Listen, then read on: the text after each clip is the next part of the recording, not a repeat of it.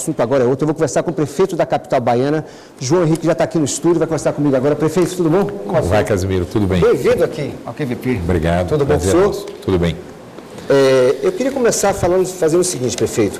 Eu vou falar algumas coisas da cidade e o senhor vai comentando, fazendo comentários, inclusive sobre que providências podem ser tomadas para resolver o problema ou para amenizar, caso não tenha tempo de resolver o problema ainda nesse quase finalzinho de gestão do senhor. Eu começo falando de chuva, porque é época de chuva, né? Chuva provoca muitos transtornos na cidade, na capital, para quem mora em áreas de risco, provoca buracos também na cidade. Como é que o senhor pretende resolver esse tipo de problema até o final da gestão? Dá tempo ainda? Pois é, dá tempo. Alguma coisa nós já fizemos, né? Aqueles alagamentos crônicos que Salvador tinha, por exemplo, Avenida Centenário. Você já não tem mais aquele alagamento crônico. Avenida ACM, na altura do Parque da Cidade, do Hotel Fiesta, os carros boiavam. Você sabe, as pessoas que moram ali no Itaigara sabem, hoje ninguém tem mais o carro boiando ali. Graças a Deus, fizemos ali um grande investimento, 60 milhões de reais. Avenida Frederico Pontes e Avenida Oscar Pontes, no comércio. Também a água não sobe mais 1,5 metro. Canal do Aliança, no subúrbio ferroviário, também a água não sobe mais 1,5 metro. Então nós temos aí várias intervenções que foram feitas ao longo dos anos. Agora é uma cidade com problemas seculares, com problemas crônicos. Por mais que você faça, ainda é pouco. As pessoas costumam pedir mais, porque precisam mais. A cidade, como disse, cresce a maior crescimento populacional do Brasil, Casimiro. São cerca de 150 pessoas por dia, são cerca de 5 mil novos moradores por mês, são cerca de 60 mil novos moradores por ano. Este é o crescimento anual populacional da cidade de Salvador. É uma cidade de Cruz das Almas. Nós recebemos aqui dentro, por ano, o equivalente a uma cidade de Cruz das Almas. Então, não é fácil. Por mais que você faça, por mais que você inaugure um posto de saúde, um ano depois, aquele posto está pequeno. Você inaugura uma escola no bairro popular de Salvador. Um ano depois, aquela escola está pequena. Claro, com essa velocidade de crescimento, não tem jeito. O prefeito aqui veio do interior da Bahia. Minha família toda veio morar na capital. E assim foi construída a população de Salvador. E este é o nosso costume. É nascer no interior, mas morar na capital para procurar, seja saúde de média ou alta complexidade, seja emprego para sustentar a família, seja educação, sejam salários bons, bons empregos, você só acha na capital. Por isso nós temos essa procura, essa busca. Sim, e nós não temos como atender. A prefeitura não tem como atender a esta demanda. Eu digo sempre, a prefeitura de Salvador não é a prefeitura de uma cidade. É a prefeitura de 417 cidades. O senhor está falando do crescimento da cidade. Vem para cá, fica aqui no púlpito, que tem até uma matéria para a gente olhar junto. O senhor está falando do crescimento da cidade e já me lembra também a topografia de Salvador. É uma cidade com uma topografia problemática, digamos assim, principalmente no trânsito, que vem conturbado, caótico, e o senhor chegou até a falar sobre o crescimento de número de carros que são vendidos a prestações divididas em 70 vezes e tudo mais. Com relação a esse problema do trânsito, que sugestão o senhor tem para deixar o trânsito, o tráfego menos conturbado, menos caótico em Salvador? Bem, hoje o governo do estado anuncia às 16 horas qual o novo modal que vai servir a Salvador e visitantes quando da Copa do Mundo de 2014. Nós estamos torcendo para que seja o BRT. Por quê? Rápido e mais barato. E nós temos pouco tempo para a Copa do Mundo. Eu pergunto sempre, se 6 quilômetros de metrô levaram 11 anos para serem construídos, imaginem 14 quilômetros na Avenida Paralela, quantos anos ou quantas décadas vão levar para ser construídas? Porque a interferência de órgãos de controle externo é ilimitada. A todo momento é criado um novo órgão de controle externo e eles não têm limites. Não tem limites. Eu estou vendo aí o governador com problemas com a construção da nova Arena Fonte Nova. Estou vendo excessiva interferência de órgãos de controle em outras ações relativas à Copa do Mundo. Tanto que o projeto que nós tínhamos para encaminhar para a Câmara agora, em relação à área hoteleira, para estimular a vinda de novos hotéis para Salvador, nós preferimos segurar, deixar passar o São João para discutir melhor com esses órgãos de controle externo, para mandarmos um projeto mais combinado para a Câmara de Vereadores, para que não haja polêmica, porque nós queremos disputar, inclusive, a abertura da Copa do Mundo. É isso que eu ia perguntar ao senhor. O senhor acha que vai ser possível Salvador sediar a abertura da Copa do Mundo nessa disputa aí com Belo Horizonte? Dá se os órgãos de controle externo assim permitirem. Se nós tivermos condições de trabalho, se não houver tanta ingerência, tanta interferência de órgãos e entidades de controle externo, eu creio que sim, dá para o governo do Estado, governo federal e prefeitura fazerem um cronograma e mesmo acompanhados, fiscalizados por estes mesmos órgãos, mas todos com a consciência de que o tempo está passando e a Copa do Mundo é em 2014, dá sim. Nós temos muito mais condições e características e vantagens históricas, culturais, recursos humanos, uma população muito acolhedora. Nós temos características naturais, muito mais do que Belo Horizonte. Nós temos um porto por onde as pessoas podem chegar também de navio. Belo Horizonte não tem isso. Enfim, nós temos cultura, história, tradição de fazer o maior carnaval do mundo. Nós temos muito mais vantagens do que Belo Horizonte. Agora, o que é vantajoso em relação a Belo Horizonte?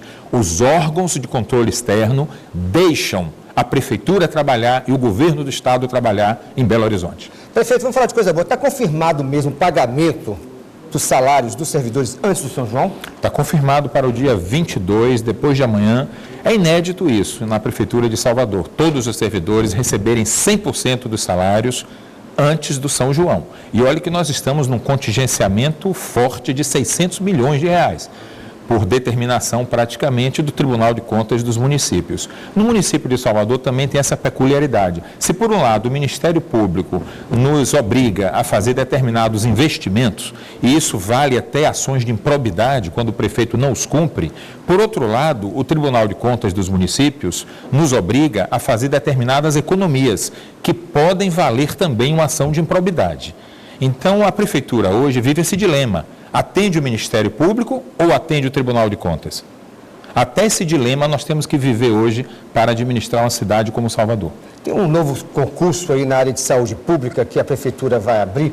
O que as pessoas podem fazer e devem? Que convite o senhor faria para essas pessoas que querem participar do concurso, das inscrições? Como é que será feito esse processo? Será feita pela internet mesmo e os salários variarão de R$ 1.500 a R$ 8.200 e a oportunidade que as pessoas vão ter de ter um emprego com estabilidade e na sua área de vocação, porque só trabalha na saúde pública quem realmente tem vocação, porque um país pobre como o nosso, uma população pobre e numa região do Brasil pobre como é o Nordeste, onde você tem muitas doenças que poderiam ser prevenidas e infelizmente às vezes até pela falta de educação que não é dada às pessoas, as doenças acabam se apropriando do corpo das pessoas, realmente tem que ter muita vocação, muito amor, muita devoção para trabalhar na saúde pública neste país e na nossa região. Eu queria voltar a falar um pouco da cidade. Como é que o senhor, em casa, o senhor pensa em Salvador o tempo todo? Como é que o senhor pensa a cidade, a população, né? Um momento como Salvador vem vivendo.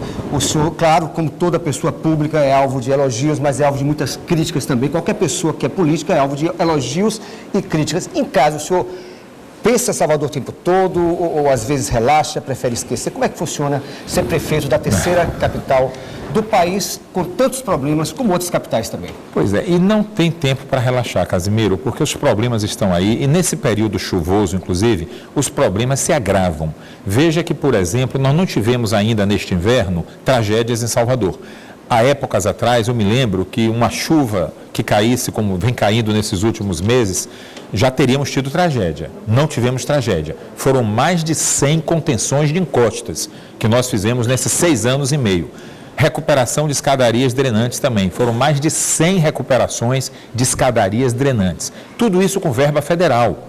Isso é preciso que seja dito. A Prefeitura de Salvador não arrecada o suficiente para investimentos. O que você vê de investimento, como nessas imagens aí, são investimentos com verbas federais. Normalmente, o ministro Mário Negromonte é o ministro hoje que vem nos mandando, através do deputado e chefe da Casa Civil, João Leão, vem nos mandando recursos para nós fazermos esses canais, essas contenções de encostas que vocês estão vendo aí nas imagens. Essa aí no subúrbio ferroviário, por exemplo. Lá nós estamos com obras em 64 ruas, hoje, no subúrbio ferroviário, com recursos do governo federal. Qual é, assim, os principais projetos que o senhor tem, as prioridades do prefeito João Henrique para Salvador até o fim do mandato? Bem, eu diria que trânsito é um grande problema. Nós estamos esperando hoje o anúncio às 16 horas do governo do estado, mas nós temos já um projeto de fazer a RIT, a Rede Integrada de Transportes. toda com BRT. Essa é a nossa proposta, por isso nós estamos torcendo para que a decisão de hoje seja pelo BRT, porque nós já temos o projeto para que Salvador como um todo, em todas as suas avenidas de vale, tenha nos seus canteiros centrais esses ônibus de BRT. E na hora que você joga os passageiros e os ônibus no canteiro central, em canaletas exclusivas, você abre mais espaço nas avenidas tradicionais para o carro pequeno de propriedade particular, porque você joga os ônibus no canteiro central, como hoje já funciona em Curitiba, em Bogotá, na Colômbia, em vários países do mundo. Então, o proprietário do carro particular vai ficar mais satisfeito, porque ele vai ter mais espaço para trafegar com o seu carro, na medida que muita gente vai se deslocar, então, pelo canteiro central, nesses ônibus exclusivos, com ar-condicionado, 80 km por hora, sem engarrafamento. Muita gente até vai preferir deixar o carro em casa e partir para esse modal que é o chamado BRT, que é um ônibus moderno, climatizado, com velocidade e sem ficar preso nos engarrafamentos, porque na canaleta central não tem engarrafamento.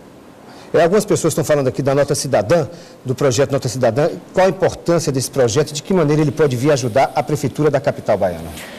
Bem, é um projeto moderno, uma modernidade tecnológica louvável. São Paulo já fez, está tendo o maior sucesso, dobrou a arrecadação de ISS na Prefeitura de São Paulo. Primeiramente, as pessoas têm que se cadastrar no www.notacidadã.com.br.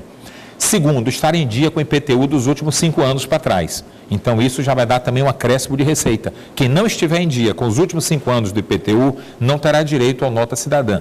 E, por fim, todo serviço que você consumir na cidade, seja na academia de ginástica, salão de beleza, oficina mecânica, qualquer serviço que você consumir, pedir que você seja cadastrado na nota fiscal. Não precisa guardar papel em casa.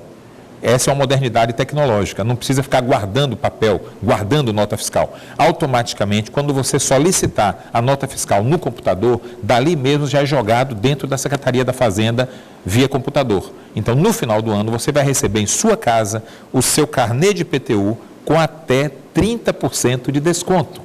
Então, veja, vai ser bom, porque vai atualizar. Muitas pessoas que estão sem pagar IPTU há 5 anos vão ter que se atualizar para trás. Isso já vai dar um acréscimo de receita para a Prefeitura. Vai ser bom, porque você vai ter um desconto que hoje no máximo é 10%, vai para 30% de desconto, o IPTU de sua casa, e você vai receber no carnê esse desconto. Você não vai ter que pedir nada, solicitar nada. Você já vai receber em casa o seu IPTU com esse desconto de até 30%, se você, ao longo do ano, realmente pediu nota fiscal. E as empresas que não contribuíam para a Prefeitura com ISS, na medida que elas têm que dar a nota fiscal para o consumidor, ela automaticamente está também passando a contribuir, isso também é acréscimo de receita para a Prefeitura de Salvador. Então, é um programa super inteligente que, de todas as formas, ele vai gerar receita para a Prefeitura de Salvador. Bora quebrar um pouco o assunto sério, não que não seja sério. Vamos falar da natação que o senhor está fazendo agora? Vamos fazer de... Eu perguntei como é que o senhor faz para relaxar em casa, o senhor falou que pensa na cidade o tempo todo, o que eu acho bom também, acho que todo cidadão da capital baiana, todo soteropolitano, que é um prefeito que pense a cidade realmente.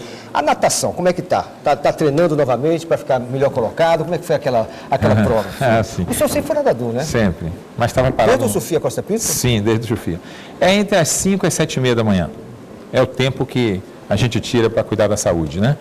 Muito cedo ainda, nesse horário as repartições estão fechadas, os órgãos estão fechados, você não tem como produzir no trabalho nesse horário. Então, é o horário que a gente conseguiu para praticar o exercício físico, entre as 5 e as 7h30 da manhã.